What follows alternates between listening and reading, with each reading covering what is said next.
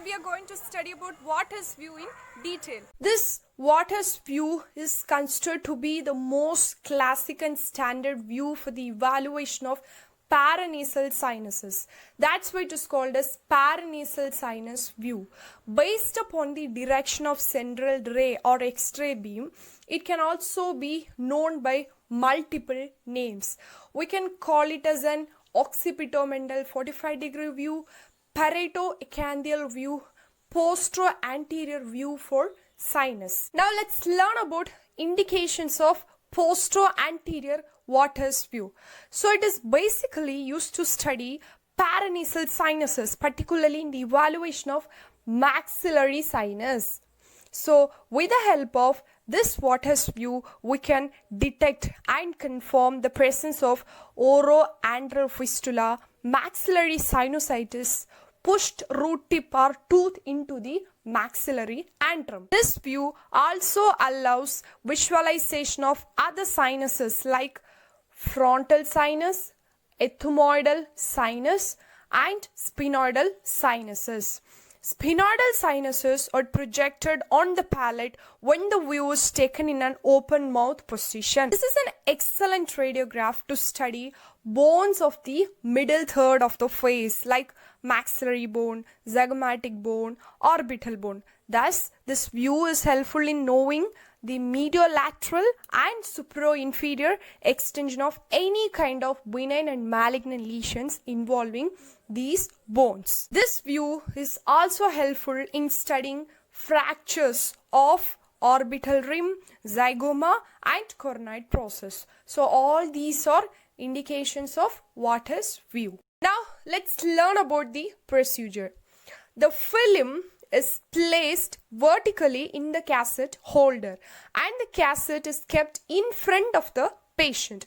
The patient head is extended in such a way that only the chin touches the cassette, and the cassette is centered around the eccantheon, which is the region of anterior nasal spine, and the canthomyatal line, which is the reference line drawn from the outer canthus of eye to the center of the tragus of the external auditory meatus or external ear, and this line should be 37 degree to the plane of the film, and the tip of the nose should be 0.5 centimeter to 1.5 centimeter away from the film or cassette. The central ray should be perpendicular to the midpoint of the film.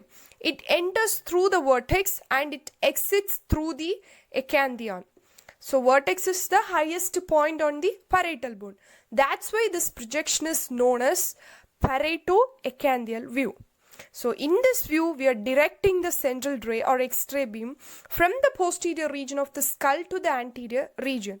Because of this reason, it is called as postero-anterior view for sinus or postero-anterior Waters view. We have three variations of Waters view. The first variation is modified Waters view. So in this view, we are decreasing the angulation from 37 degree to 23 degree. So this view is to provide better visualization of the floor of the maxillary sinus. Then we have open mouth Waters view. So in this view, we are asking the patient to open the mouth widely, but the angulation is similar to that of a standard Waters view.